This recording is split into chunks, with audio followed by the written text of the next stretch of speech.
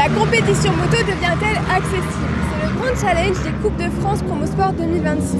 Avec l'arrivée de la nouvelle catégorie production, la FFM veut ouvrir la discipline à un plus grand nombre de pilotes.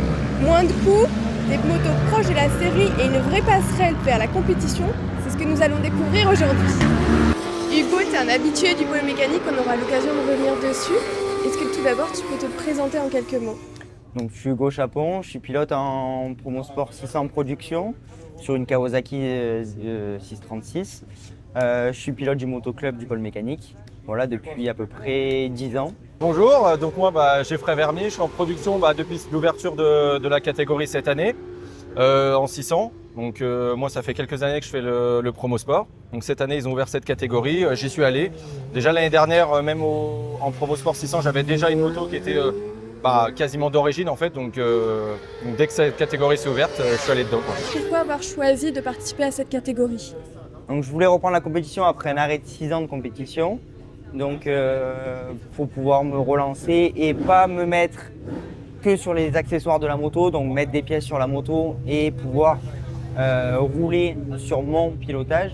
En fait, apprendre vraiment à reprendre la course avec mon pilotage pour pouvoir après voir plus loin et travailler sur la moto. Est-ce que je peux te demander de présenter ta moto aussi sur laquelle tu roules? Et ma moto, donc une Honda CBR 600, les nouveaux modèles, donc une 2024. Comme on le disait, donc catégorie production, donc pas beaucoup de changements. J'ai changé l'amortisseur arrière, on y a le droit. Il y a une limite de prix, mais il a été changé pour un all-ins.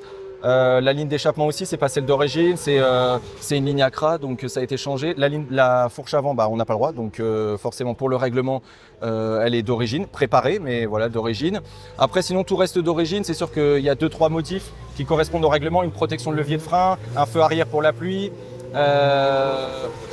Mais sinon, à part ça, il n'y a pas de modification. Bien sûr, un kit poli pour remplacer les carénages d'origine, mais c'est tout. Concrètement, pour toi, qu'est-ce que cette catégorie t'apporte? Donc la catégorie est plutôt bien parce que déjà financièrement, c'est quand même vachement avantageux. On prend une moto et on n'a qu'à mettre un poli, des commandes reculées, des demi-guidons et ça roule. Moi, j'ai pas de suspension. J'ai vraiment les suspensions d'origine, j'ai tout qui est d'origine. Donc la moto, elle nous revient à peu près à 12-13 000 euros, tout compris. Donc c'est déjà un coût budgétaire énorme. Et après, le Promosport n'est pas excessif. Comme on a un droit qu'à un train de pneus, on ne peut pas jouer sur le changement de train de pneus constamment. Donc c'est une catégorie qui est vraiment bien déjà financièrement. Et après pour notre évolution, c'est aussi bien parce qu'on se bat avec des motos qui sont préparées aussi. Donc on peut se dépasser et faire une bonne journée comme on l'a fait hier. Déjà, c'est un challenge pour moi parce que cette année, la fédération a mis en place plein de choses pour cette catégorie. Le vainqueur de cette catégorie a un certain nombre de pneumatiques pour la saison prochaine en championnat de France Superbike, au Supersport. Donc déjà, ça c'est très intéressant. Et puis après, on a tous des motos proches de l'origine. Donc en fait, il y a quand même pas beaucoup de différence avec le Promosport normal. En fait, nous, on n'a pas le droit au kit cartouche sur les fourches à l'avant. On n'y a pas le droit. Et le faisceau, donc l'électronique de la machine doit rester d'origine. C'est-à-dire le faisceau avec lequel elle sort en concession et au catalogue. Donc voilà. Après, on a le droit quand même de faire certaines modifications, préparer la fourche à l'avant. On a quand même le droit de changer l'amortisseur. Il me semble bien qu'on a quand même une limite de prix au niveau de l'amortisseur, etc. 15 000 € en effet TTC pour la catégorie des 600. Ouais, pour la moto, c'est ça? Ouais, c'est voilà. ça la moto. Donc on a quand même une limite de prix, mais voilà, ça reste quand même similaire. Simplement, il y a 2-3 choses auxquelles on n'a pas le droit. Donc voilà. Comme quoi par exemple? Le kit cartouche à l'avant, ça change quand même beaucoup de choses. On a le droit quand même de préparer la fourche, mais ça reste des fourches d'origine. Donc ça change beaucoup. Et après, il y a le faisceau, l'électronique. De plus en plus, l'électronique, ça joue énormément. Donc on n'a pas le droit de le changer. La différence que si tu l'as déjà changé, quelle est-elle justement de remplacer ce faisceau?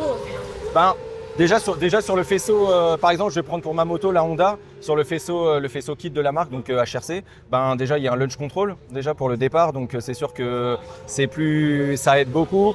Mais après, c'est plus précis au niveau du réglage du frein moteur, on peut brancher l'ordinateur dessus. Là, moi, je peux régler mon frein moteur, mais c'est des maps qui sont préchargées dans la moto, donc alors qu'avec un ordinateur, on peut se brancher dessus, voir vraiment les données de la moto, etc. Donc l'électronique, ça joue beaucoup, même si sur un 600, il n'y en a pas beaucoup, mais ça joue énormément et on essaye de jouer dessus. Ouais. En parlant de la journée d'hier, tu roules en combien?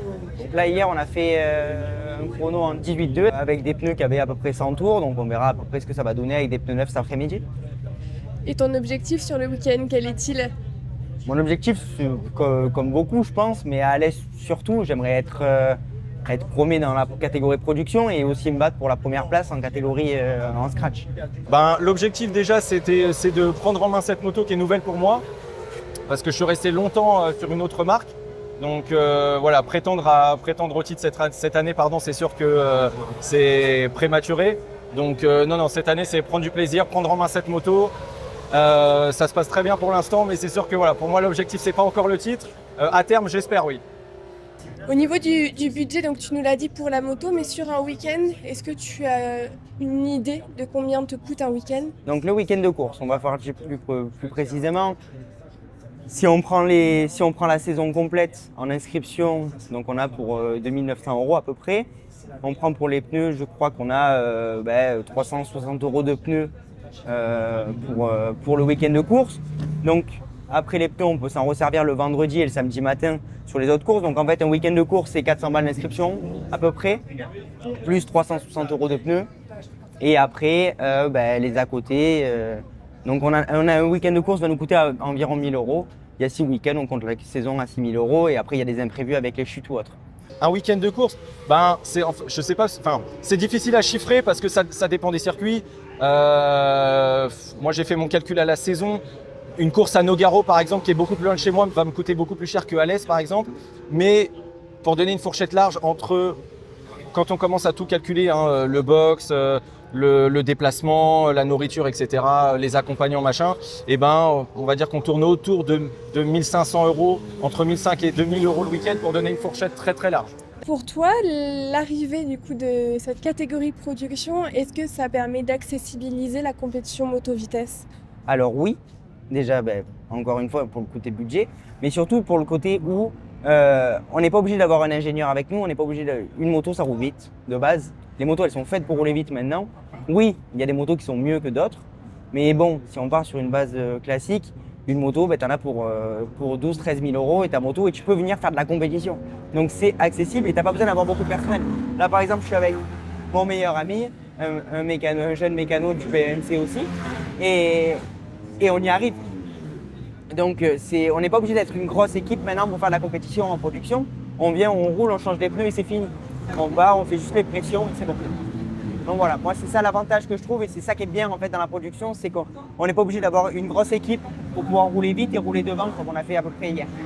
Donc la FFM a raison d'avoir créé cette catégorie, le challenge est relevé du coup.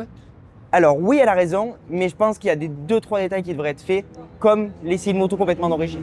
Ok. La laisser, pas faire de modification d'amortisseur arrière, de fourche, la laisser complètement d'origine, au moins il n'y a plus de problème. On met un kit poli, on met des demi-guidons, des commandes reculées et c'est fini en fait, comme j'ai fait en fait. C'est fini, au moins il n'y a pas de... Il n'y a plus de problème si l'amortisseur il vaut 2000 ou 1000 €. Ou... Au moins on est tranquille. L'intérêt de cette catégorie de production justement c'est de limiter cette course à l'armement. Je pense que la fédération ça va dans le bon sens. Je pense qu'il y a encore des choses sur lesquelles il faut travailler, mais en tout cas oui ça va dans le bon sens. Et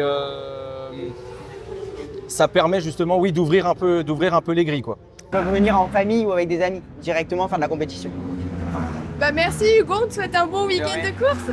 Merci à vous.